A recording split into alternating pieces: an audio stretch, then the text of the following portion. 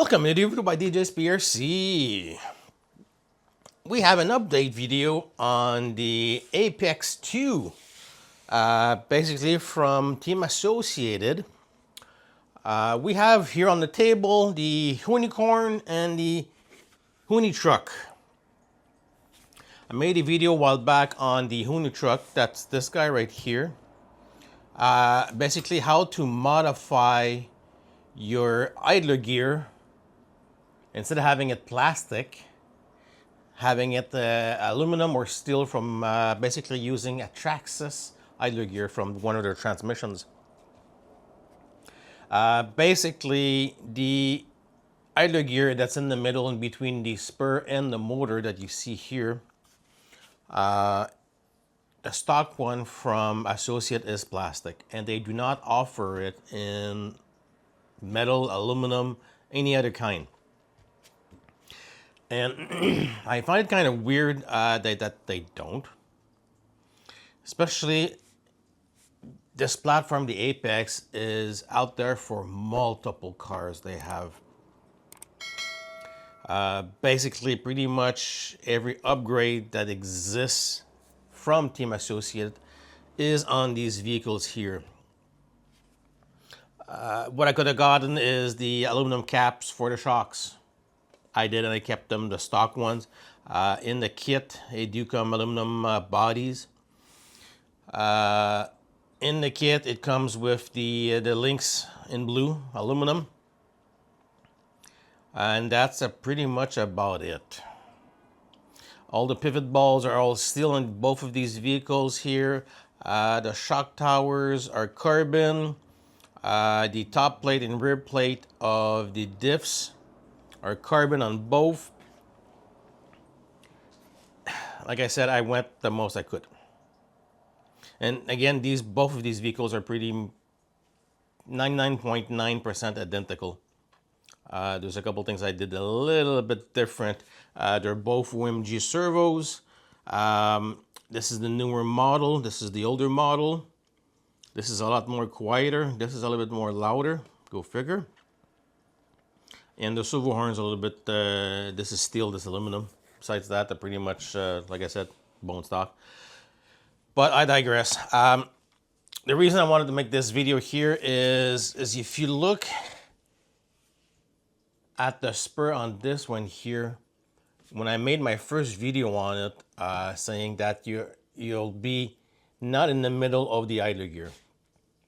Unfortunately, using the bearings that you need to install the idler gear, it moves it a little bit forward. You're not dead center.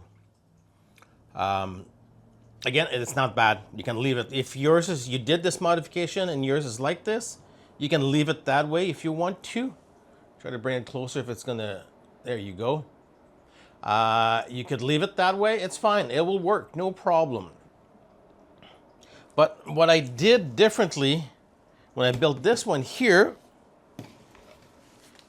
bring this one up. If you notice, the spur is pretty much banged on. Dead center. What I did, I was looking at it when I was building it and in the instructions. Your spur has a concave. Basically, your spool in the middle here goes inside the spur itself. Because the spur has an empty hole, an empty cavity, you could say. And I'm like, I wonder if I flip it,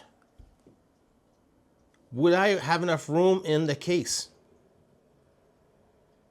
I said to myself, I'm building it, so it doesn't really matter. Let's try it. And yes, you do. And that's where I noticed the spur is pretty much dead center.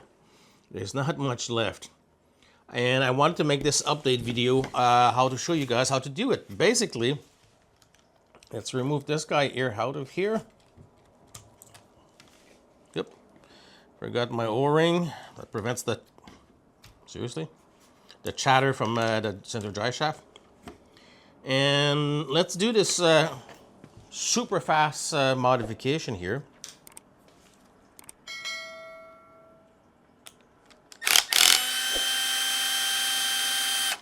Gotta love Loctite.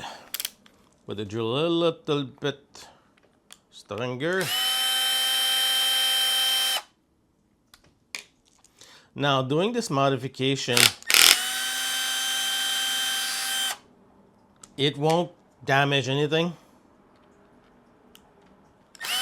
And I doubt it very much that's gonna weaken the spur. Basically, what we're gonna do is, like I was saying, I don't know if you can really see it on the camera. Yes, you can. The spur, the spool, I mean, goes inside the spur. Instead of having it this way, that brings the pinion, the spur further down here. We're gonna flip it and bring it more forward. Just put it like this. Now, what we're gonna do is add a little bit of Loctite to our screw.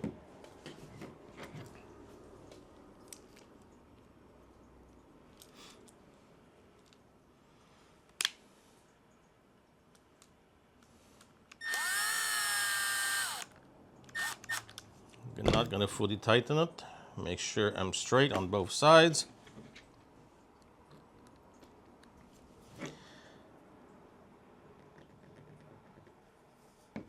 Oop, a little bit too much on that one, but it is what it is.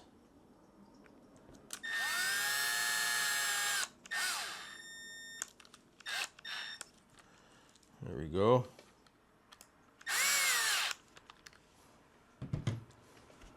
Now, I don't want to make this video too long. I'm going to do the two other ones afterwards.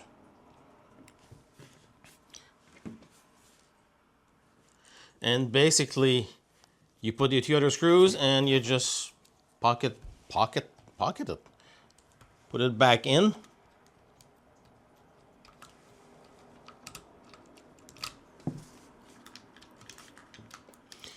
Don't forget to put your dry shaft in. I'm going to put my O-ring in it afterwards.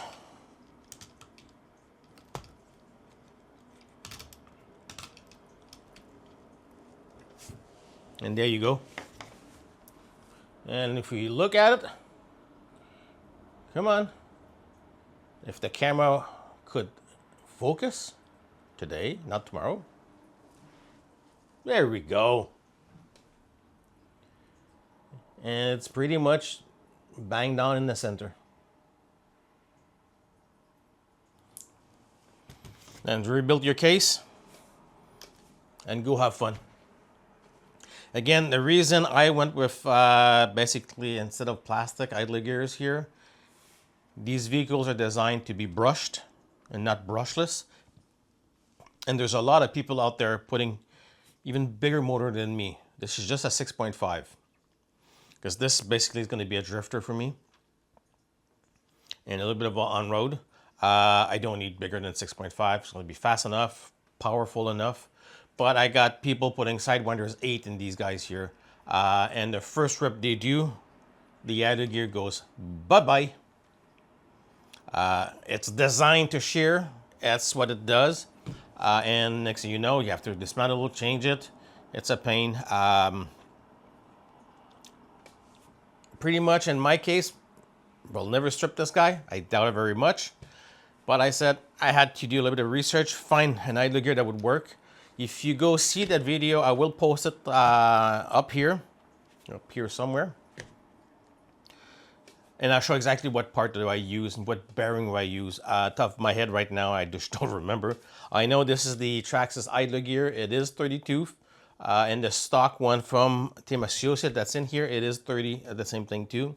The 48 pitch. And yeah. Now, if you guys have a question or comment, post down below. I'll be gladly to answer you guys. Don't forget to hit that like button if you did like this video. I do appreciate it very much. And don't forget to subscribe to this video, or to this channel, should I say. It is free, and the channel really does appreciate it. It does help a lot in the ranking, things like that. Thank you for watching, and have a great one. Awesome.